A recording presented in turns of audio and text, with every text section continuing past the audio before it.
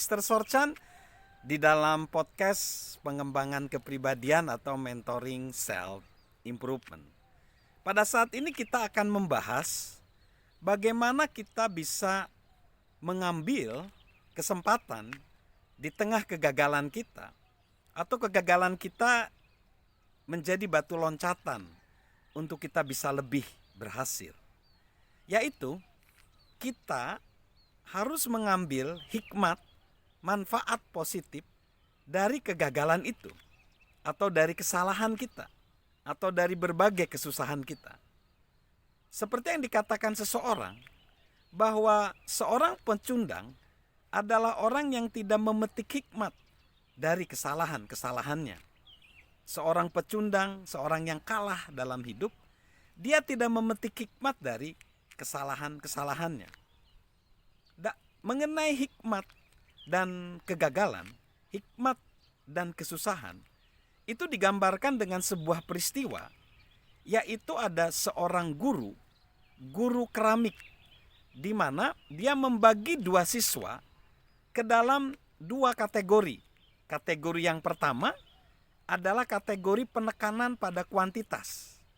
Dia berbicara pada muridnya itu agar dia menghasilkan produk tanpa memperdulikan bagus atau enggak bagus. Yang penting kamu berproduksi terus, dan nanti akan dinilai A kalau produk kamu beratnya 25 kg, B kalau 20 kg. Sedangkan pada kelompok yang lain menekankan kualitas. Dia berbicara pada kelompok murid tersebut bahwa kamu membuat satu karya yang menekankan kualitas. Pokoknya yang paling bagus, nanti paling bagus, paling sempurna, saya akan kasih nilai A. Hasilnya rupanya mengejutkan.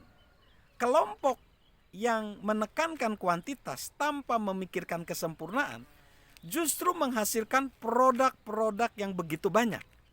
Sedangkan kelompok yang ingin menghasilkan satu produk yang sempurna tidak menghasilkan satu karya pun. Malahan hanyalah seonggok tanah liat. Karena apa? Mereka terlalu sibuk dengan teori-teori tanpa ada hasil atau produktivitas. Nah, begitulah dengan kegagalan, dengan kesalahan, dengan kesusahan-kesusahan yang kita perbuat, dengan kekeliruan yang kita perbuat. Bahwa sebenarnya kesuksesan, keberhasilan itu adalah bentukan dari beberapa kegagalan, beberapa kesalahan yang kita lakukan. Bahkan sebenarnya tidak ada kesuksesan yang dicapai tanpa melalui berbagai kegagalan, kekeliruan, dan kesusahan.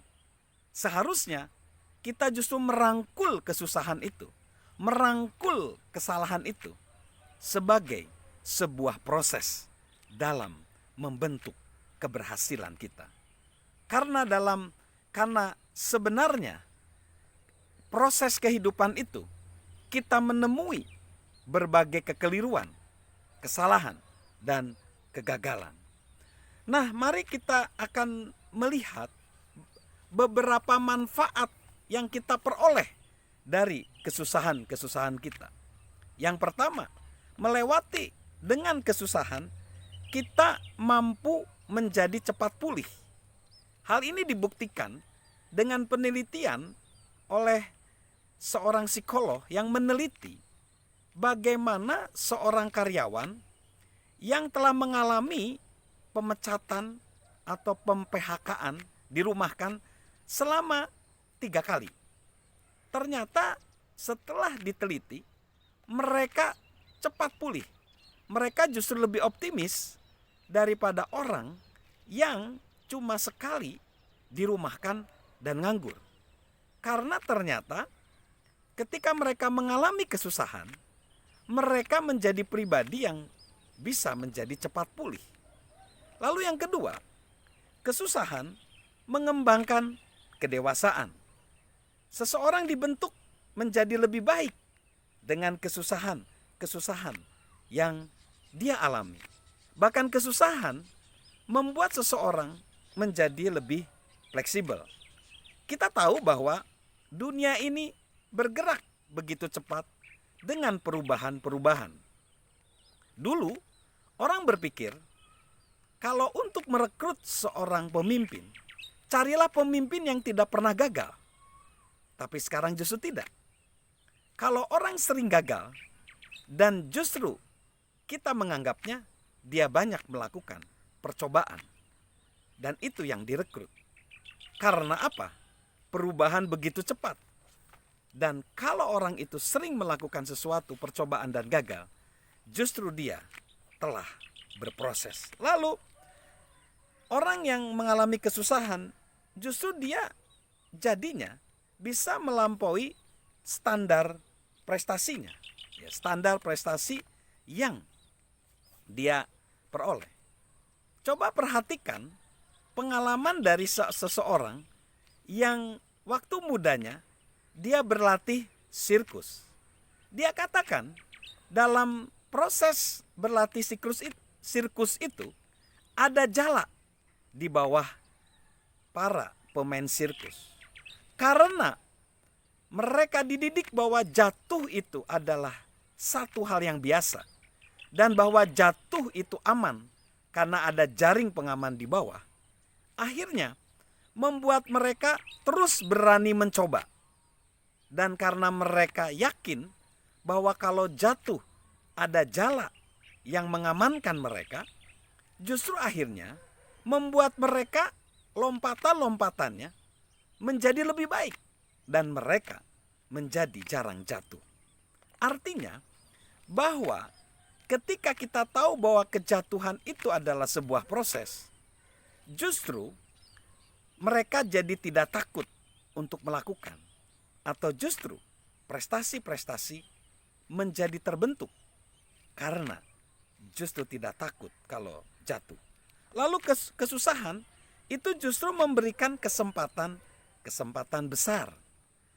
Ini contoh dari pendiri dari The Home Depot. Pendiri The Home Depot, Bernick Marcus, pada tahun 1978 dia dipecat dari perusahaan lamanya. Tentunya dia sedih dan sakit karena dipecat. Tetapi tahun 1979 dia mendirikan bersama rekannya satu toko bernama The Home Depot. Dan ternyata perusahaan itu bertumbuh, berkembang luar biasa. Bahkan sampai tahun 2000 saja mereka memiliki 157 orang karyawan dan 760 toko dengan penjualan bisa sampai 30 miliar dolar Amerika. Itulah bagaimana pemecatan dari Marcus ini bisa kita nggak pernah membayangkan kalau dia nggak dipecat. Lalu yang selanjutnya, kesusahan itu mendorong inovasi. Jadi banyak inovasi dimunculkan karena banyaknya kegagalan. Seorang profesor dari University of Houston berkata di dalam kelasnya yang berjudul Failure 101 bahwa ketika para siswanya disuruh membuat satu bentuk tiruan dan tiruan itu boleh salah, dan kalau nggak dibeli sama siapapun produk tiruan itu nggak apa-apa. Jadi mereka dibiarkan melakukan banyak kegagalan. Sama seperti keramik tadi, mereka justru berproduksi dengan baik. Lalu yang keenam, kesusahan itu mengubah batasan dari manfaat yang tak terduga. Melalui kesusahan ditemukan manfaat-manfaat yang terduga. Banyak penemuan seperti Thomas Alva Edison menemukan piringan hitam ketika dia melakukan sesuatu yang lain. Lalu cornflake dari Kellogg itu sebenarnya ada satu adonan jagung yang tertinggal. Lalu tisu Scott itu juga dari produk gagal. Lalu ada sabun Ivory, dia mengembang sehingga menjadi enteng. Bahkan yang paling luar biasa adalah penemuan bubuk mesiu yang tak berasap atau dinamakan nitroselulosa itu justru ditemukan saat sepertinya kebetulan, yaitu penelitinya pada waktu itu Scott Bain, dia sebenarnya melakukan penelitian di dapur. Dan dia tahu di dapur itu dia pasti akan dimarahi oleh istrinya, karena kalau dapur itu menjadi kotor, istrinya tidak berkenan. Tetapi ketika dia melakukan satu percobaan di dapur dan dia mengelap dengan celemeknya, ternyata disitulah produk bubuk mesiu yang dia produksi di dapur dia dan membuat dia memiliki banyak uang karena dia menemukan itu. Lalu yang ketujuh, kesusahan itu malah memotivasi. Ya, jadi banyak kesusahan itu memotivasi seseorang untuk menjadi lebih baik. Ada cerita tentang pertandingan American football. Ketika pelatih menyuruh seorang pemain yang justru paling lemah, dia justru mencetak angka dan memberi kemenangan bagi timnya. Karena dia dimotivasi. Bahkan seolah-olah nasib dia dipertaruhkan dari prestasinya itu. Jadi, kesusahan itu memiliki manfaat yang banyak dalam hidup kita. Jadi, mari kita gunakan kesusahan-kesusahan dan kita ambil manfaatnya. Karena itu sebuah proses menuju pengembangan kepribadian kita. Salam mentoring, salam sukses luar biasa dari saya, Mr. Sorchan.